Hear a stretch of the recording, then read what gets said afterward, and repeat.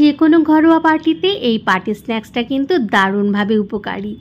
এরকম একটা প্লেট যদি বাচ্চাদের সামনে দেওয়া যায় তাহলে বাচ্চারা কিন্তু নিমেষেই প্লেট খালি করে দেবে। আর শুধু বাচ্চারাই বা কেন, বড়দের সামনে থাকলেও এরকম একটা প্লেট কিন্তু নিমেষেই খালি হয়ে যাবে। খুব সহজে বানিয়ে নেব ড্রাই শেজওয়ান চিকেন।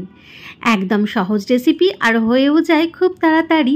ঘরোয়া পার্টিতে কিন্তু খুব তাড়াতাড়ি রান্নাটা করে নেওয়া যাবে। এর জন্য প্রথমে বোনলেস পিস আমি নিয়ে নিয়েছি। বোনলেস পিসের একটু লম্বা লম্বা টুকরো করে নিয়েছি। দেখুন পিসগুলো কিন্তু একটু লম্বা লম্বা টুকরো করেছি সবগুলোই। চেষ্টা করবেন আরও একটু লম্বা যদি করতে পারেন তাহলে আরও একটু লম্বা করবেন। এরপর আমি পিসগুলো ম্যারিনেট করে নেব। এর জন্য আমি একটা ডিম নিয়েছি, 1 চামচ আদা রসুনের পেস্ট নিয়েছি, একটু লঙ্কার গুঁড়ো, একটু নুন, একটু গোলমরিচ গুঁড়ো, একটু টমেটো সস, একটু সয়া সস, 1.5 চামচ ময়দা আর 2 চামচ কর্নফ্লাওয়ার।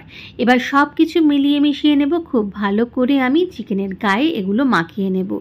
ম্যারিনেট করে আমি মোটামুটি 1 ঘন্টার জন্য রেখে দেব। তবে 1 ঘন্টা না রাখতে যদি পারেন তাহলে আধ ঘন্টা বা 15 মিনিট রাখলেও কিন্তু কোনো অসুবিধা নেই। খুব ভালো করে সব কিছু মিলিয়ে মিশিয়ে নিয়েছি। এই যে ঠিক এরকম এই অবস্থায় আছে। এবারে আমি এটাকে এই অবস্থায় একটা ঢাকা দিয়ে রেখে দেব। আধ ঘন্টা পর আমি একটা ফ্রাইং প্যানেতে সাদা তেল গরম করে নিয়েছি, তার মধ্যে এক একটা টুকরো দিয়ে নিয়েছি। এইবারে সোনালি করে দুটো পিঠ খুব ভালো করে ভেজে নেব। মিডিয়াম টু হাই ফ্লেমে কিন্তু এগুলো ভেজে নিতে হবে, তাহলে কিন্তু এগুলো বেশ কুরকুরে হবে। একটুখানি বেশি করেই ফ্রাই করতে হবে, যেহেতু এটা ড্রাই একটা স্ন্যাক্স বানাচ্ছি তার জন্য একটুখানি ডিপ ফ্রাই করতে হবে আর একটু বেশি করে ফ্রাই করতে হবে।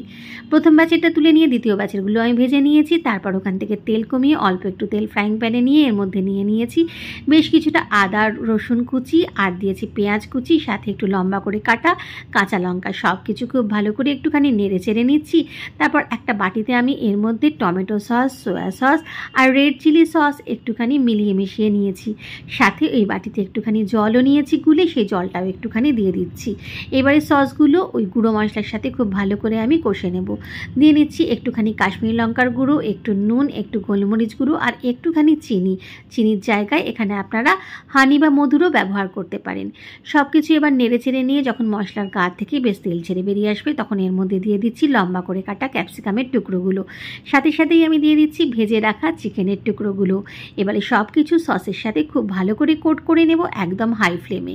এই সময় কিন্তু ফ্লেমটা একদম হাইতে রাখতে হবে। হাই ফ্লেমে এবার সব কিছু খুব ভালো করে মিলিয়ে মিশিয়ে নিতে হবে একটু 2-3 মিনিট ধরে, যাতে সব কিছু মিলেমিশে যায় আর চিকেনের গায়ে বেশ সুন্দর করে যেন সসগুলো কোট হয়ে যায়। চাইলে এই পর্যায়েও রান্নাটা আপনারা শেষ করতে পারেন ওপরে একটু স্প্রিং অনিয়ন দিয়ে। আবার চাইলে আমি যেমন করেছি একটু কর্নফ্লাওয়ার জলেতে গুলে নিয়েছি সেটা দিয়ে দিয়েছি। এবার একটুখানি মিলিয়ে মিশিয়ে নিচ্ছি এইভাবে। তবে চাইলে এটা নাও দিতে পারেন, এটা স্কিপও করতে পারেন।